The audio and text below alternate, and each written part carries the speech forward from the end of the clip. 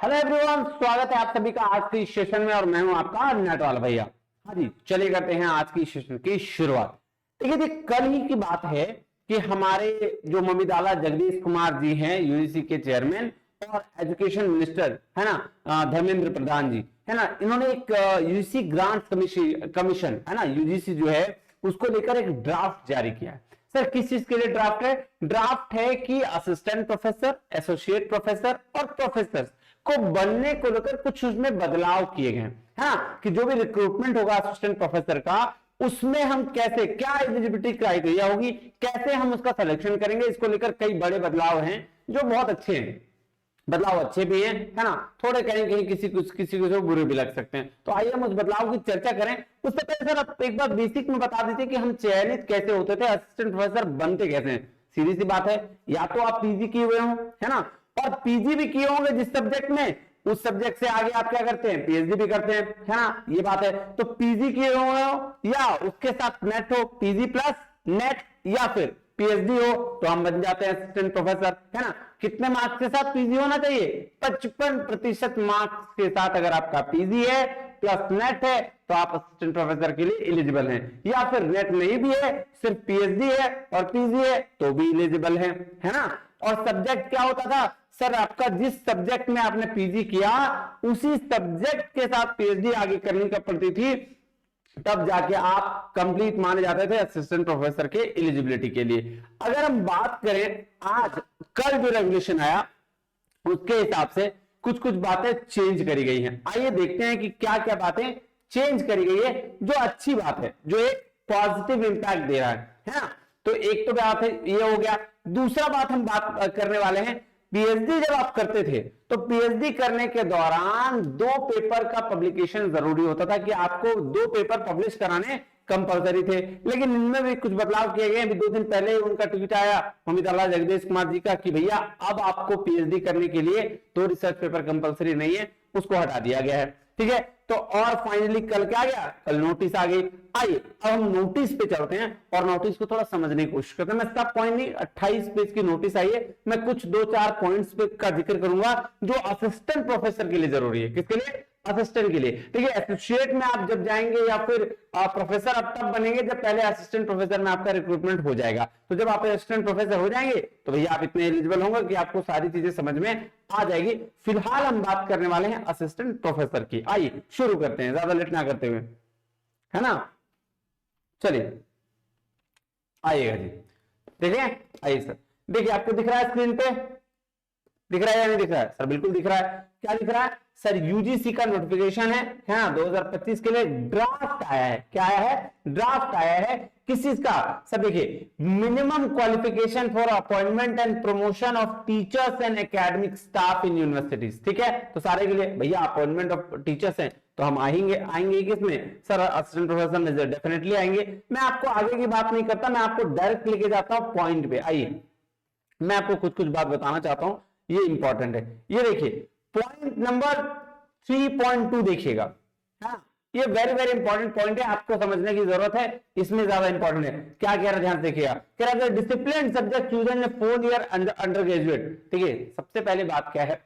सबसे पहली बात है एलिजिबिलिटी, कि कौन एलिजिबल है, हाँ कौन एलिजिबल है। अब जो है 4 साल वाले जो ग्रेजुएशन कर रहे हैं ना, उसके साथ अगर आपने पीएचडी कर लिया तो भी एलिजिबल है आप असिस्टेंट प्रोफेसर के लिए। ठीक है, आगे हम उसको देखेंगे। फिलहाल आप इसको समझिए, ये बहुत जरूरी है समझना, क्योंकि ये समझिएगा तो फिर आपका पीएचडी और भी आसान तरीके से हो सकता है, रिक्रूटमेंट में फायदा मिलेगा। क्या कह रहा है ध्यान दीजिएगा, कह रहा है discipline subject chosen in the year 4 year under graduate program or postgraduate program is different from the chosen discipline subject in PhD. The discipline subject in which a candidate obtained PhD shall be considered eligible for appointment as a assistant professor. मतलब क्या हुआ sir? सीधा बताएंगे, आपने PG किया मान लो math से, ठीक, मैथ मैं गलत बोल रहा हूँ, सोशल साइंस को ले लेता हूँ, कॉमर्स से, साइंस मैनेजमेंट से, ठीक है, किया पीजी फाइनेंस से, है ना, या फिर मैं बोल सकता एचआरएम से, किसी भी सब्जेक्ट से आपने किया, ठीक है, और पीएचडी जो है आप किसी अलग सब्जेक्ट से कर रहे हैं, पीएचडी जो है किसी अलग सब्जेक्ट से कर रहे हैं। मान के चलता हूं मैं अगर कॉमर्स का विद्यार्थी हूं तो मैंने फाइनेंस से अगर क्या किया, फाइनेंस से अगर एमकॉम किया है और मेरा पीएचडी जो है वो एचआरएम से हो रहा है या मार्केटिंग से हो रहा है, तो आप एलिजिबल सिर्फ मार्केटिंग के लिए होंगे। किसके लिए होंगे? मार्केटिंग के लिए। इसका मतलब पीएचडी वाले जो लोग हैं, जो पीएचडी कर चुके हैं जिस सब्जेक्ट में, उसी सब्जेक्ट के बेस पर आप असिस्टेंट प्रोफेसर बनेंगे, पीजी की रिक्वायरमेंट नहीं है। इसका मतलब क्या हुआ? इसका मतलब ये हुआ कि भैया पीजी किसी भी सब्जेक्ट से कर लीजिए, है ना, किसी भी सब्जेक्ट से आप कर लीजिए, पीएचडी जिस सब्जेक्ट से करेंगे ना, जिसमें आप महारत हासिल करेंगे, उसी के बेस पर आपका असिस्टेंट प्रोफेसर का सिलेक्शन होगा। तो ये एक तो अच्छा गुड पॉइंट है कि सर पीजी क्या है, किससे हमको मतलब नहीं, लेकिन मेरा इंटरेस्ट था, हमको पीएचडी आगे अच्छे किसी सब्जेक्ट से कर लिए, उसी से बेस पर मेरा सिलेक्शन हो जाएगा। बेस्ट वाली बात है। दूसरा देखिएगा, कह रहा है discipline chosen in the 4 year under graduate program और post graduate program level is different from the chosen discipline in NET and set and candidate the qualified net set shall be considered eligible for appointment as assistant professor। मतलब क्या हुआ? सीधा से ध्यान से समझिएगा, very very important. क्या बोल रहा है? मान लीजिए आपने पीजी किया है किसी अदर सब्जेक्ट से, मान लो ज्योग्राफी से, ठीक, और आप नेट क्वालिफाई कर गए मैनेजमेंट से, आप नेट क्वालिफाई कर गए मैनेजमेंट से, तो आपका जो नेट का सब्जेक्ट होगा ना, पीजी का सब्जेक्ट से कोई मतलब नहीं है, आपका जो नेट का सब्जेक्ट होगा जिसमें आपने नेट क्वालिफाई करा है, उसी को कंसीडर किया जाएगा। किसके लिए? सर पीएचडी के लिए या फिर असिस्टेंट प्रोफेसर बनने के लिए। तो समझ रहे हो कितना बड़ा बेनिफिट है? क्योंकि अब सोच लो, मैं जैसे मैं कॉमर्स का हूं, और मैं कॉमर्स का हूं, मैं चाहता था कि मैं मैनेजमेंट का भी क्या करूं, दे दूं, है ना, नेट मैनेजमेंट का भी दे दूं, और मेरा मैनेजमेंट से भी नेट क्वालिफाई है, तो मैं एलिजिबल दोनों के लिए हो जाऊंगा। कॉमर्स के लिए तो नेट क्वालिफाई हूं, कॉमर्स के लिए भी एलिजिबल हो जाऊंगा, मैनेजमेंट के लिए भी हूं तो मैनेजमेंट के लिए भी एलिजिबल हो जाऊंगा। क्यों? क्योंकि इन्होंने क्या कह दिया कि भैया पीजी वाले से कोई मतलब नहीं है, लेकिन नेट या सेट जिस सब्जेक्ट से आपने पास किया, उसी को हम कंसीडर करेंगे प्रोफेसर, असिस्टेंट प्रोफेसर बनने के लिए। तो ये बहुत बहुत अच्छा चीज है, बहुत बढ़िया चीज है कि आप किसी भी सब्जेक्ट से पीजी कर लो, डजंट मैटर, जिस सब्जेक्ट में इंटरेस्ट है आपको, आगे अगर उससे नेट क्वालिफाई कर लेते हो तो भैया आप एलिजिबल हो, है ना। ये देखिएगा। चलिए, इसके साथ साथ कुछ चीजें और, क्या चीजें हैं आइए मैं दिखाता हूं आपको। ये देखिए 3.12 में क्या है, PhD degree shall be A mandatory qualification. किसके लिए? ये भी देखिएगा, टू असिस्टेंट प्रोफेसर। अब देखो यहां पे बहुत सारे लोग क्या करेंगे, कंफ्यूज करेंगे कि अब पीएचडी डिग्री मैंडेटरी हो गई। नहीं, मैंडेटरी उनके लिए है जो असिस्टेंट प्रोफेसर से एसोसिएट प्रोफेसर पे जाना चाहते हैं या प्रोफेसर पे जाना चाहते हैं। यानी कि असिस्टेंट प्रोफेसर बनने के लिए पीएचडी मैंडेटरी नहीं है, ये बात याद रख लेना। पीएचडी मैंडेटरी नहीं है असिस्टेंट प्रोफेसर बनने के लिए। अगर आपको प्रमोशन लेना है तो मैंडेटरी है। चलो अब क्या बोल रहे, देखो कह रहा था time candidates take to acquire MPhil और PhD degree shall not be considered as a teaching research experience to be claimed for the appointment of teaching position. ये बात ध्यान रखिए। बहुत सारे लोग क्या करते हैं कि भैया अगर हम पीएचडी कर रहे हैं और एमफिल कर रहे हैं, उस दौरान पढ़ा भी रहे हैं, तो वो टीचिंग एक्सपीरियंस के रूप में कंसीडर नहीं किया जाएगा। ये क्लियर मेंशन है, तो इसलिए इसको भी लेकर बहुत सारे कंफ्यूजन होते हैं, ये कंफ्यूजन ना रखें। अब आ जाओ रिक्रूटमेंट की बात, है ना, कि डायरेक्ट रिक्रूटमेंट कैसे होगा। ये देखो किसके लिए, मिनिमम क्वालिफिकेशन एक्सपीरियंस और अकम्प्लिशमेंट फॉर, किसके लिए, आर्ट्स कॉमर्स ह्यूमैनिटीज, है ना।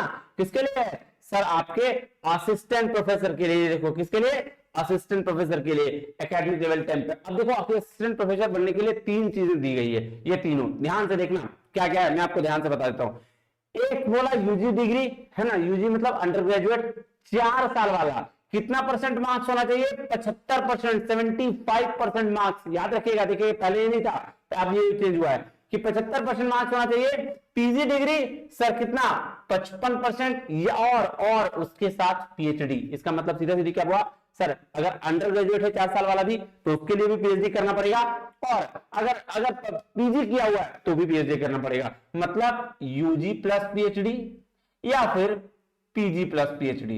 यूजी के लिए क्राइटेरिया है 75% में आपका होना चाहिए मार्क्स, और इसके लिए है 55%। यही होगा जी। एक तो ये क्राइटेरिया हो गया। दूसरा बोला पीजी डिग्री होना चाहिए, पीजी होना चाहिए कितना परसेंट से, 55% से, ठीक, प्लस नेट हो, सेट हो, गेट हो, जीएटी सॉरी गेट हो, तो आप क्या बन जाएंगे सर, आप एलिजिबल हैं असिस्टेंट प्रोफेसर बनने के लिए। दूसरा वाला हो गया।